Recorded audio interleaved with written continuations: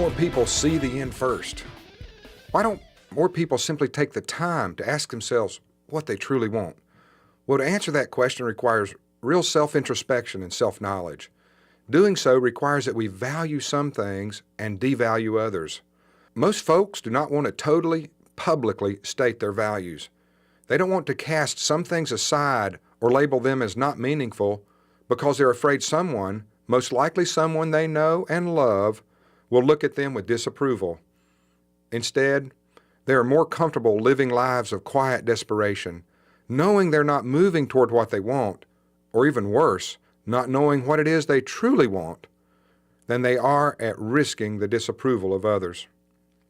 If you value any type of success, including financial success, and you really want to achieve it, you must be prepared to put in the hard work, really hard work. What's more, you will pay a price for success. For example, in the early years of building my law firm, I didn't have time to make a lot of friends. I didn't have time to join local clubs or hang out in the lawyer's lounge at the courthouse before court. Because of that, I paid a price with the local bar association and with many in my town. However, I made these choices because I had examined myself and my life. During that examination, I put a higher value on my family's financial security than on my social life. I wanted my girls to be able to go to better schools, for instance. If that meant that some of my fellow lawyers made fun of me and ostracized me, then that was that. I knew what success meant to me. I didn't make this choice because I wanted to be rich without friends. While my company was on that road of our goal to success, my business friends, my mentors and peers were not necessarily in my town. My friends, these lawyers and other professionals, lived in Connecticut, Kentucky, Tennessee, Texas, California, Washington, and a host of other states. I made this choice because I had to decide what I wanted most. When I made up my mind, my decision told me and other people what I valued and what I didn't.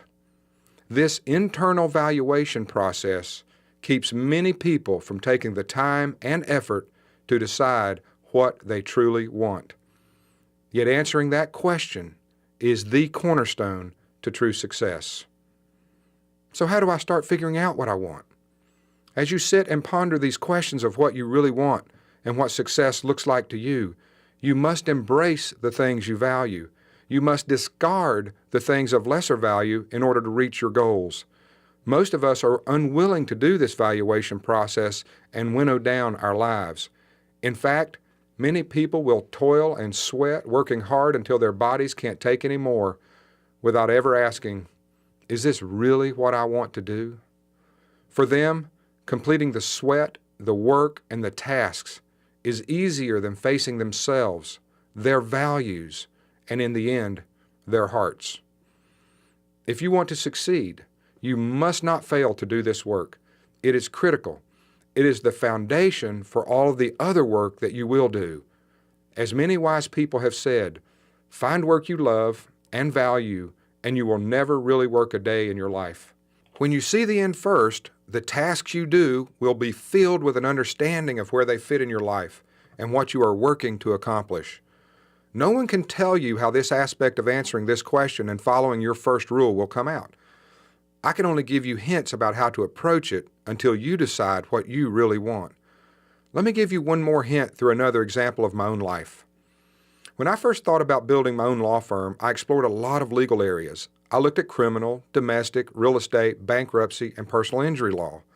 Even though I thought I could apply the strategies and tactics I had learned the hard way to grow a firm in any of these areas, I chose personal injury because it involved medicine.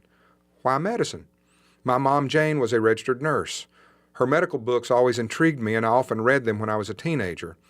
I had participated in gross anatomy dissection along with medical students while I was in law school, and Mom had even received permission for me to scrub in and participate in an appendectomy.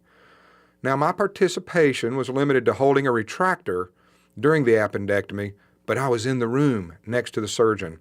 That was such a cool experience. Given all of these factors, as I was thinking about what I wanted this new company to look like, smell like, taste like, and feel like, the clear edge went to personal injury because it involved medicine. Next, I had to decide what kind of personal injury law to practice. Should I take on huge cases or small to large? What is the difference? A business acquaintance of mine who lives in Ohio handles big medical cases. When I last spoke to him, he had about 12 cases on his docket and was working out of his home. He had a line of credit established, and during the years when no cases resolved, he lived off that line of credit. Whenever one of his big cases settled, he paid off the line of credit and he made good money. Why was this lifestyle good for him, and why did he value it? My friend wanted to be a stay-at-home dad and spend as much time at home with his kids as he could. His values drove the way he built his business and how he would work. But that type of business would drive me crazy. I wanted a law firm equivalent to a business like McDonald's, one which you have some customers and some income every day. Every now and then a big bus pulls in and you have a great day. My personality is better suited to a business that has some consistency, more even cash flow, and some new customers every day. So that's the kind of firm I've built. Now, ask yourself versions of these questions. What do you want? What fits you and your personality? Fighting for success against your nature is a recipe for disaster. I want to say that again. Fighting for success against your nature is a recipe for disaster.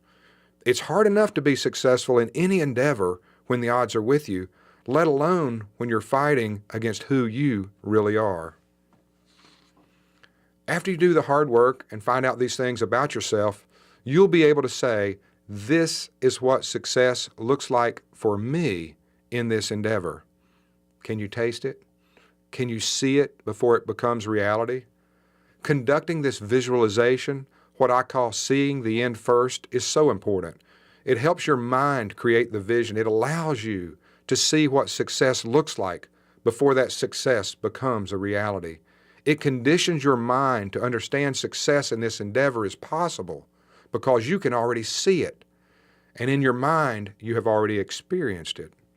Athletes use this process of visualization probably more than any other group. They spend time before an event visualizing or pre-playing the day and their upcoming performance. They make sure it links up with the model they have been visualizing during training. But Bob, you say, can that work for me in my business? Why not? I know it will work for you because it works for me. I pre-play every meeting beforehand. Before setting any goal, I spend time thinking about what reaching that goal means, what it will look like, and what it will feel like when we attain it. In the early stages of visualization, I don't worry about or even really think about how we're going to reach the goal. I only focus on what it looks like when we do and how we will feel. In many ways, your mind cannot distinguish a vivid, emotional thought from an actual event.